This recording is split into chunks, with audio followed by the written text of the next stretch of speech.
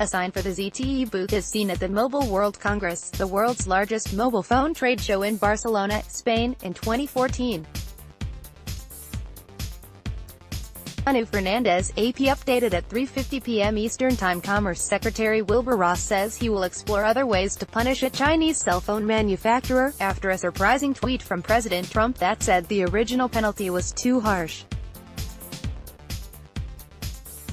Trump tweeted on Sunday that smartphone giant ZTE was losing too many jobs in China, as a result of U.S. sanctions.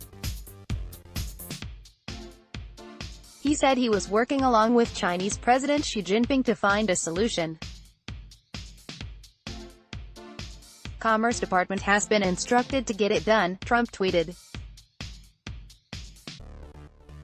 ZTE had originally been fined for illegal sales to Iran and North Korea, and the company agreed to take corrective action. When U.S. regulators found the company had not complied with that settlement, they went further and blocked U.S. suppliers from selling parts to ZTE. That was described as a death sentence for the company, which employs some 70,000 people. ZTE did do some inappropriate things, Ross told the National Press Club Monday. They've admitted to that. The question is, are there alternative remedies to the one that we had originally put forward? And that's the area we will be exploring very, very rapidly. The conciliatory gesture comes as U.S. officials are preparing to hold wide-ranging talks in Washington later this week with China's top economic official, Liu He. President Xi of China and I are working together to give massive Chinese phone company, ZTE, a way to get back into business, fast. Too many jobs in China lost. Commerce Department has been instructed to get it done, Donald J. Trump, at Real Donald Trump, May 13, 2018. China and the United States are working well together on trade, but past negotiations have been so one-sided in favor of China for so many years, that it is hard for them to make a deal that benefits both countries. But be cool, it will all work out, Donald J.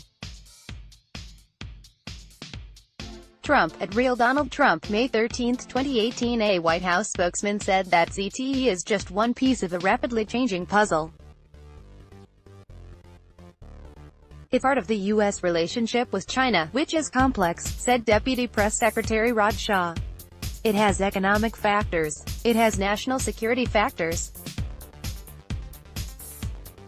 This is just one of many factors, Senate Minority Leader Chuck Schumer, DNY, who has agreed in the past with the president's get tough rhetoric on China, complained that the administration appears to be blinking.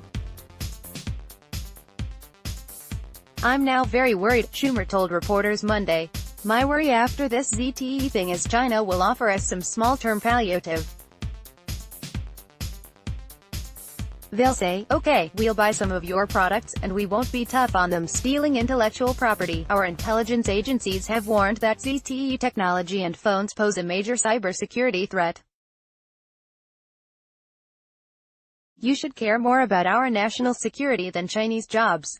https://t.co/7if7805jg. Adam Schiff, at Rep. Adam Schiff, May 13, 2018. Senator Marco Rubio, our Florida, also took the president to task.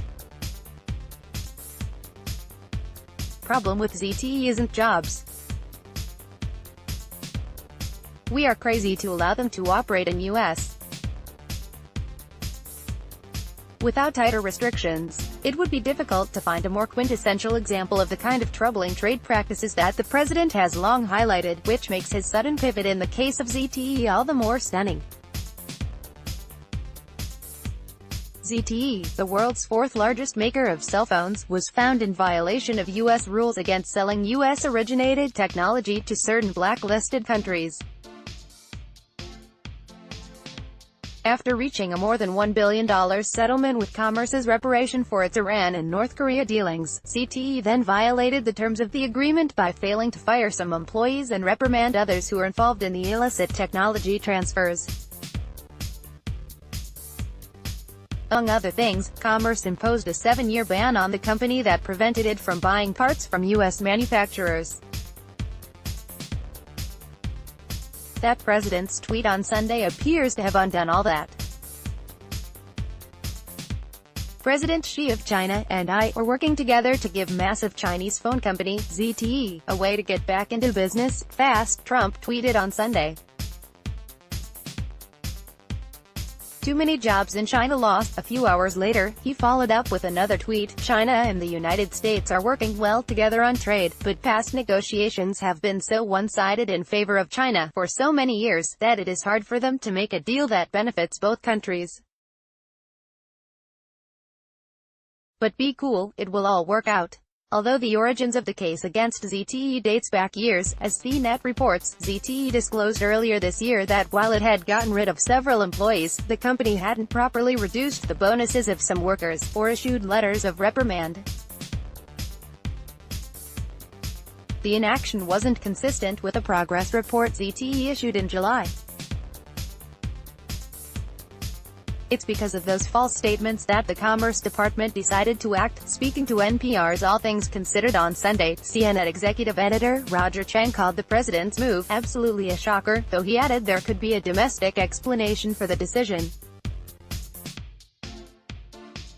ZTE makes smartphones that really utilize a lot of American technology. Companies like Qualcomm, which makes processors, or Intel, which makes chips, Corning, which makes display glasses. A lot of these U.S. companies supply major components and software technology to ZTE products, Chang tells NPR.